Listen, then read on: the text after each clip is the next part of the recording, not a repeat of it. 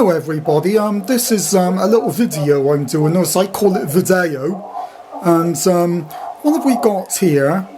Well, we've got a big box with an hole in the front of it and a switch and a horn speaker, and you're wondering what it is and what have I gone and got now.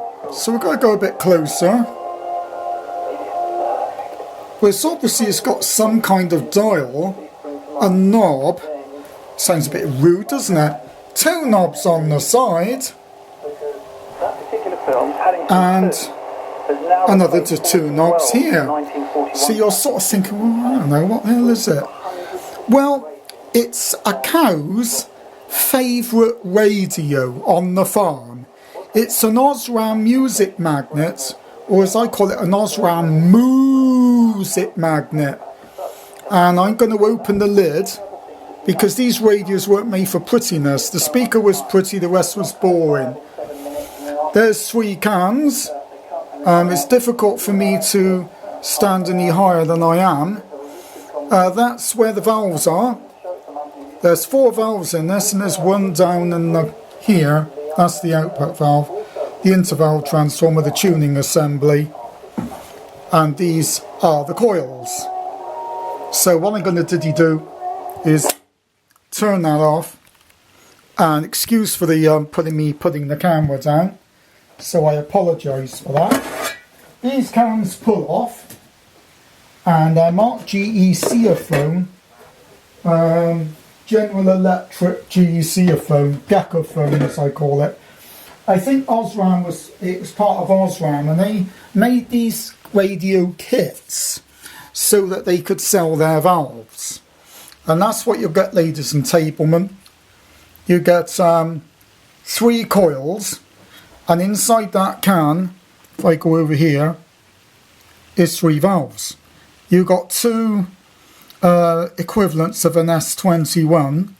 Those S220 tongue scrums.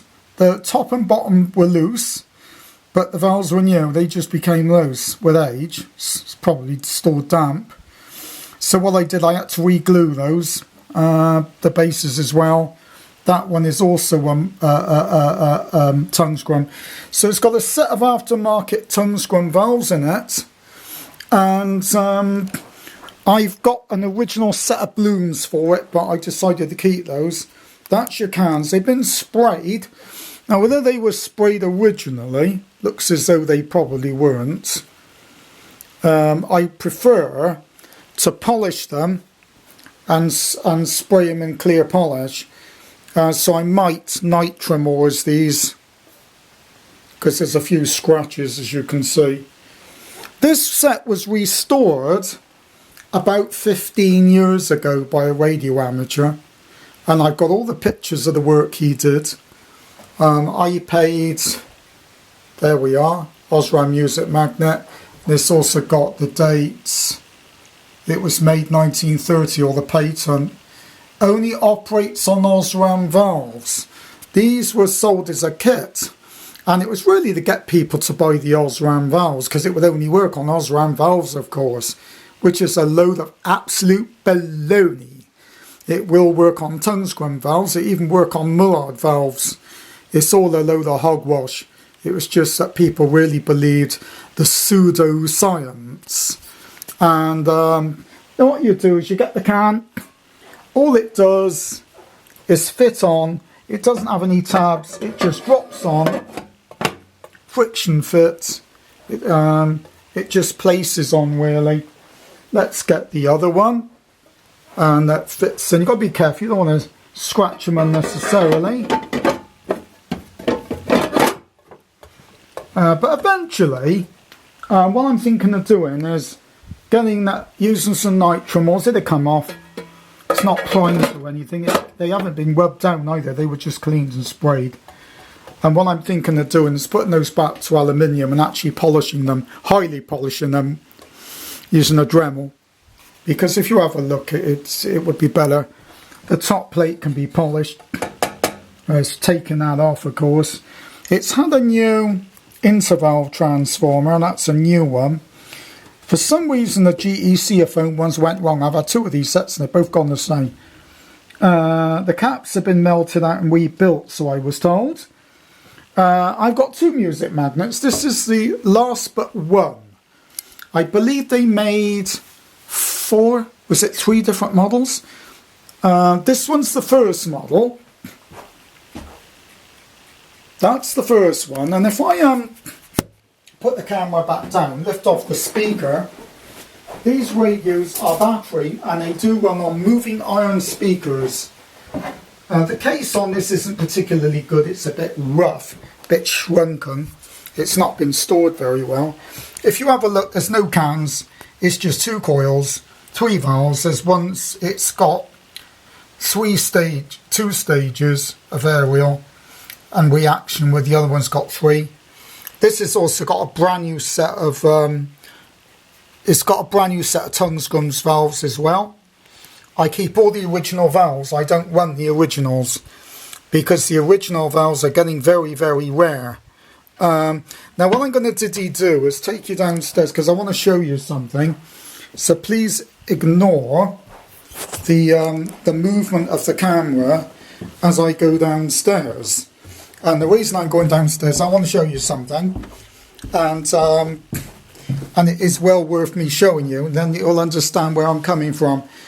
I've been repairing radios for a number of years, and under here is my valves and components. So what I'm going to do is take this box out, and I'm hoping that I can do it on here. What we're going to do is show you this box. In this box is representing about 800 quid's worth of valves. These valves now are getting very, very rare. This one is a Marconi Pentode and MPT4. They're about 50, 60 quid a time. I've got about three of those. Some of them valves are getting extremely rare. I've got one in here that's worth at least 150 quid. I'm just trying to remember where I put it. There we go. The ones that seem to be worth a lot are the triodes. These output triodes, directly heated triodes, are worth a tremendous amount of money. That valve there is worth about £100. That's a 41 MP Corsair. That came out of that Lotus Bud. Now what I did with the Lotus Bud is I put a set of ST valves in there, newer valves, because I didn't want to burn these out. What I do is I keep the original valves and I swap them for the cheaper ones, because these are very collectible now and I don't want to be running them. The other valves that tend to go for a fair bit of money, any of these indirectly heated triodes, this one, it was damaged, so I sprayed it. This, believe it or not, is a very early ACHL by Mazda. I've got quite a number of different types of valves like that. I'm just trying to find the other one. Yeah. And some of the ACPs and things. That's an ACP. Cathoded. Those things, again, are worth about 100 quid. Just trying to find anything else. Got something else here that I'm just trying to wonder where I put it. This one here is an MH4 balloon from about 1930. I saw one of those on eBay. This is a mesh grid, and again they wanted nearly £200 for it. So those balloon valves are getting very, very, very expensive, and it's mainly the mains ones that are getting expensive. The battery ones are not quite as expensive as the mains ones. There are things like the rectifiers. These 4-pin rectifier valves are going for quite a lot of money now. I've got quite a number of those. And that's a double diode mains valve for a very early super hat. So you can see I've got quite a lot of valves. A lot of balloons. There's a catkin. Catkins are getting collectible. That's a Marconi one. And that's a German one.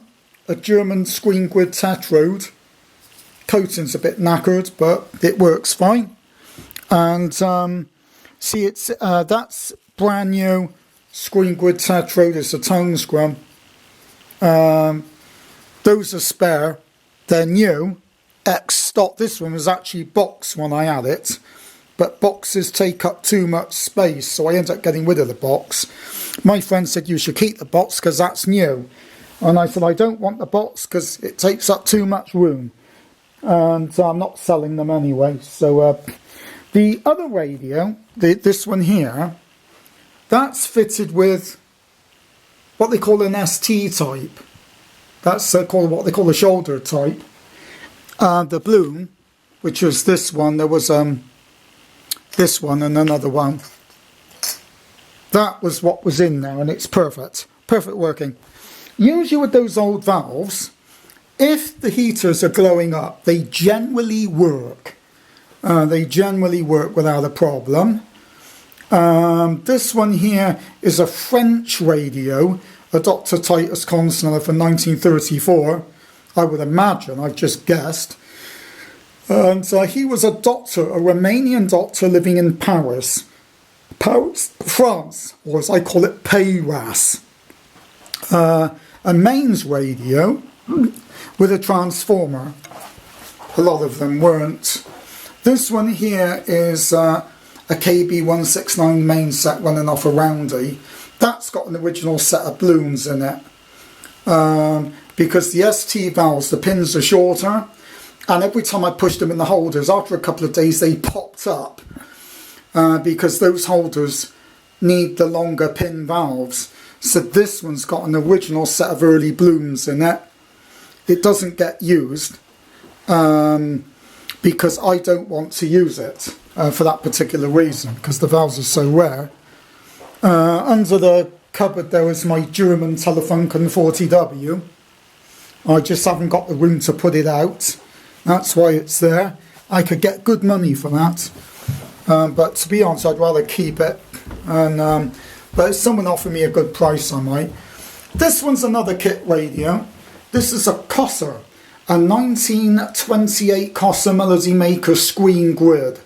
And that's got the original book. Horn. Not the original horn, but a horn. And that's a moving iron speaker that I redid. And that horn is one that I got for 60 quid in a junk shop.